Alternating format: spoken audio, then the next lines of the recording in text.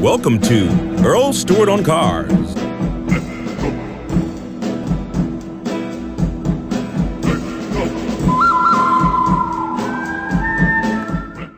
Now we'll go to Bobby in West Palm Beach. Thanks for calling, Bobby. I think the manufacturers ought to keep their technology updated. In a Lexus that's 2 or 3 years old, you can only pair 2 phones with the car. For the newer Lexus, you can pair, I think it's up to 5. They need to update just like they would, I don't know, if the head gasket's failing or something. You know, they need to treat software like other parts of the car.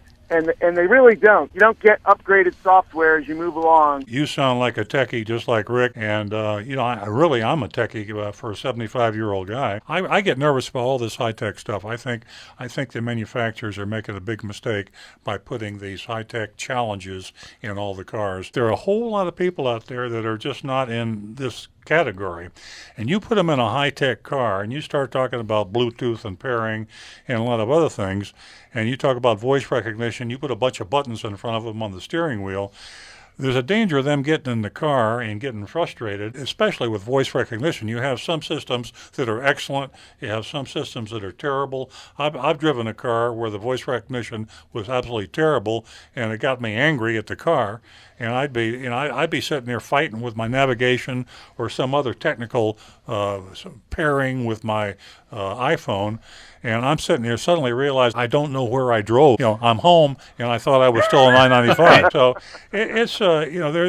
I think where we got to be with all the manufacturers, we got to be at a point where the car is so user-friendly that even the lowest denominator driver is not going to get frustrated and be able to operate that car. You put something on the car that takes high-tech and a lot of savvy, you're going to be challenging the people that aren't that high-tech, and it's going to create frustration. I think it's a safety problem. We talk about texting being a distraction. Let me tell you, getting that navigation unit to work can be a distraction. And there's a whole lot of things that are unsafe and creating problems that manufacturers don't want to talk about. The ultimate user-friendly system would say, I've changed my mind. I don't want to go to grandma's house. I want to go home. And your navigation would hear you. It would change, and you'd be there. I mean, now they're making you pull over the side of the road. I'm doing 85 miles an hour on the turnpike. Yeah. Now I'm going to pull over the side of the road. And I've had that happen to me. I've been in a situation where I've been in a hurry, and I realized that my navigation was not doing the trick, and I had to adjust it, and it told me to pull over the side of the road.